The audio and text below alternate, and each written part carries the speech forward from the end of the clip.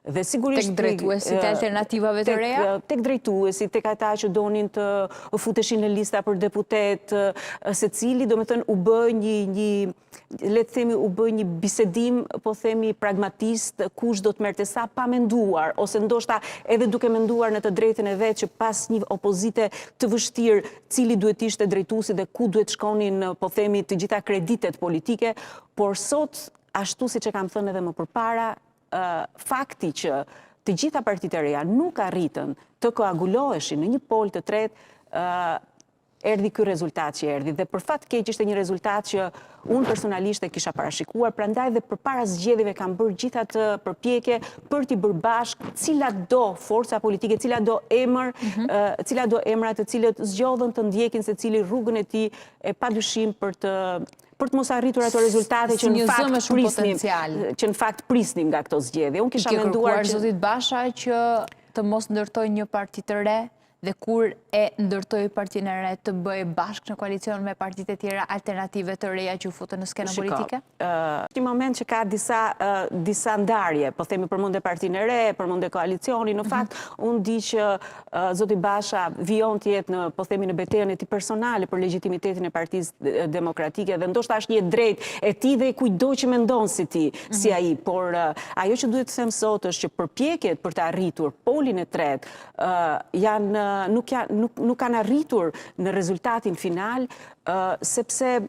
mendoj që në çdo segment të këtyre përpjekjeve ka prevaluar, po themi, një interes për të dëmtuar, jo vetëm interesin personal të individëve të caktuar, por sigurisht ka prevaluar egoja se kujt i takonte ta drejtonte këtë. Ishte ky një autogol në këtë zgjedhje? Nuk di të them nëse ishte një autogol për koalicionin Euroatlantik. Padyshim koalicioni Euroatlantik ka pasur problemet e veta në mënyrën se si e menaxhoi situatën mbas humbjes së Vulës, por unë besoj që sot nuk është momenti dhe nuk është përgjegjësia e një individi. Unë besoj që të gjithë jemi përgjegjës për mos arritjen dhe koagulimin e një poli të tretë përballë dy forcave politike. Tashmë ne nuk kemi dy forca politike, ne kemi dy individ që kanë kapur forcat e tyre politike dhe padyshim që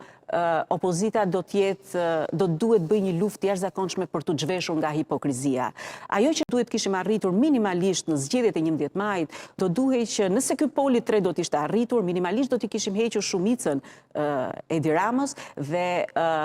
pjesa tjetër do duhet t'i ishnim atë, po themi, shumicë të pretenduar të opozitës së Sali Berishës. Asnjëra nga këto të dyja nuk u arrit. Nuk u arrit, nuk ndodhi dhe sot kemi. Prandaj mendoj që përtej humbjes ose fitores së gjithkujt nga partitë e reja,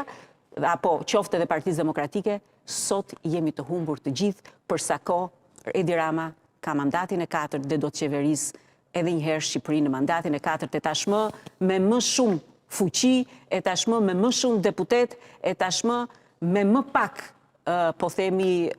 liri edhe balans ndërmjet pushteteve, qoftë vendore, qoftë lokale, edhe pushteteve të tjera. Ta Olanda, kur bëjmë një rezume për emrat të rinj, pasi të them me garanci që janë bërë shumë programe për emrat të rinj që ulen në karriget e parlamentit, rezulton se shumë të vjetër dalin nga gjithë kajet politike, nga Partia